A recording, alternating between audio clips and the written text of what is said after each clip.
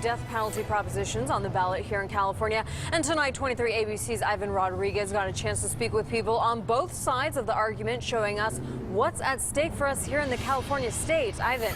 There are two death penalties propositions on the ballot this election. Prop 62 would repeal the death penalty, and Prop 66 would expedite the death penalty process. This morning, people gathered around the Liberty Bell asking for change. The pain is something that you just can't imagine unless you have been through it. Gwendolyn Turner's husband was murdered in 2010. She says it took almost 4 years just to get a verdict. 20, 30 years, they're still alive, still waiting to get the punishment that they deserve. Sheriff Donnie Youngblood, people have to be held accountable for their actions, and District Attorney Lisa Green were also there supporting Prop 66. It'll streamline the appeals process.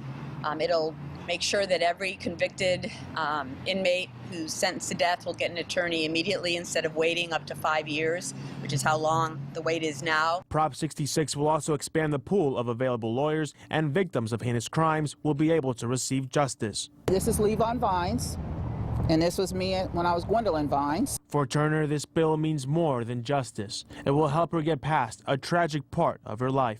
Conrad Moore, a public defender who supports Prop 62, the proposition looking to repeal the death penalty in California, says this is a moral argument. There's a fundamental question about whether the government should be executing its citizens or people convicted of crimes. Prop 62 will replace a sentence with life in prison without the possibility of parole. This would also apply to offenders already sentenced to death. How do we show that killing is wrong by killing?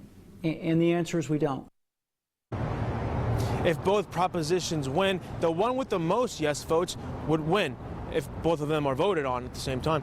Now, if neither of them are able to garner enough votes, the status quo would remain in that case.